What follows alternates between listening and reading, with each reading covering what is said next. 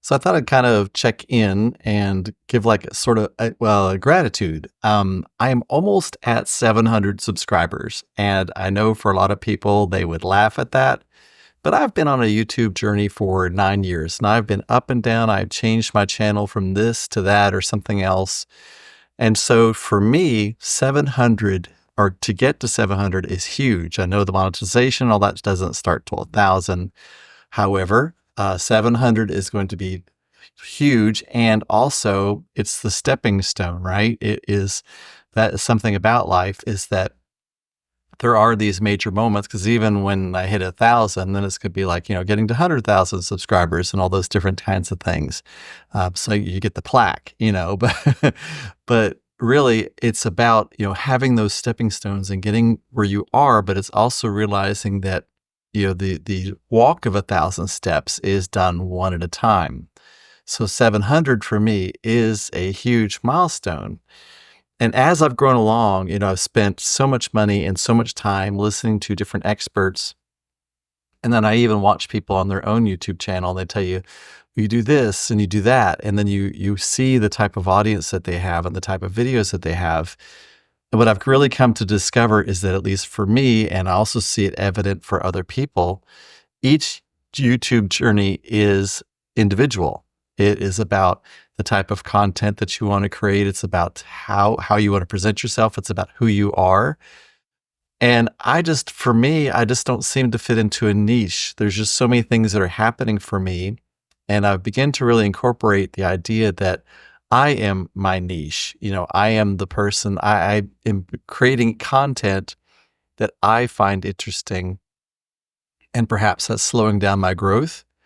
So be it. That's the way it is. I have to feel passion about what I create. And I'm wondering if if there's others out there that are building their YouTube business or their social media output or their presence, and they're really finding that they have to build it their own way. I think we're really getting away from this very slick, you have to be 20-year-olds and have six-pack abs in order for anybody to listen to any of your advice or your life advice. Well, frankly, as a 61-year-old, I have been 20, and I wouldn't listen to a thing I said when I was 20. Perhaps I shouldn't even listen to myself at 61. Maybe even like 80 is the true time of wisdom, or even beyond. It's interesting that as you get more education and as you have more experience and as you get more wisdom, the one thing you truly learn is that you know absolutely nothing.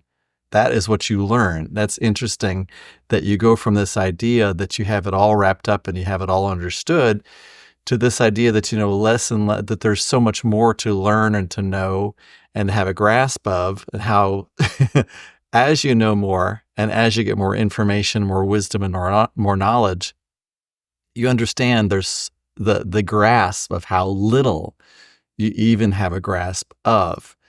And it really makes me really think about how surrounded and supported we are, and how we live in a space of grace, because if we truly have such a small grasp of what even really is happening around us, there must be something holding us together while we live in this idea that we know everything, and we're just kind of like blindly plodding along, while it's almost like the angels are in front of us, like creating these steps so we won't fall through, and we can't even see that we're about to fall through. So anyway, I want to celebrate that I'm almost at 700. Yay. Yay me. I'm going to find more and more ways to celebrate and to really chronicle this journey, because I want to remember it. I want others to remember it. I want to give inspiration both to myself and to other people out there.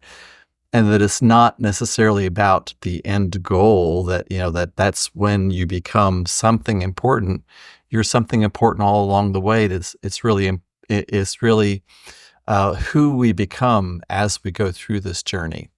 So if to anybody out there who is growing their YouTube business or anything else, really wanting to understand that it isn't about you only being worthwhile when you get to the goal, but that you are absolutely worthwhile the whole time. And the value is that you are worthy of the journey. You are worthy of the goal. You are worthy of the striving, but you have that worth the entire time that you're on that journey and in that travel. It's not that after you pass this, man-made plateau that you suddenly have value, because realize that every goal that we have is a man-made plateau. That's not a God-made plateau. That's a plateau that has simply been created, like this sort of a group of minds got together and said, okay, this is when you achieve. So that's not something that's universally true. That's only something that's man-made true. And it definitely has some value because we've placed a value upon it. But understand in God mind, you have the value the whole way. And simply accepting or deciding on a goal or a landmark, that right there is a victory. And just showing up every day in this space where you're not yet, but you're becoming, is such a huge achievement. So I want to give that out to all of us out there, both you and to myself. And I want to hear about what it is that you are, what your journey is, how you are becoming, and what your goals are. And perhaps we can all assist in that, because we can be a community where we support each other. I mean, the idea that all somebody has to do is just like click a little button to make some people's goals come true is just wild to me. You know what I mean? And so if I can subscribe to your channel and support you in some way, I hope you'll let me know. And I hope you'll subscribe to my channel and help me make my goals come true as well. So if you're interested, like, subscribe, comment.